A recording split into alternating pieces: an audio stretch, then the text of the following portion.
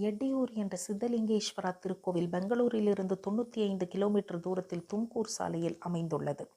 15ஆம் நூற்றாண்டில் இருந்த லிங்காயத் சிவயோகி சித்தலிங்கா என்பவரின் நிர்விகல்ப சமாதி உள்ள இடமாகவும் இது விளங்குகின்றது. அவரை மக்கள் சிவனின் அவதாரமாகவே கருதுகின்றார்கள். தாயின் வயிற்றில் கருவாக உருவாகாமல் குழந்தையில்லா தம்பதியினருக்கு சிறு குழந்தையாக தோன்றி தனது ஆற்றலினால் பல்வேறு அற்புதங்களை நிகழ்த்தி மக்களின் குறைகளையும் நோய்களையும் குணப்படுத்தி இருக்கின்றார்.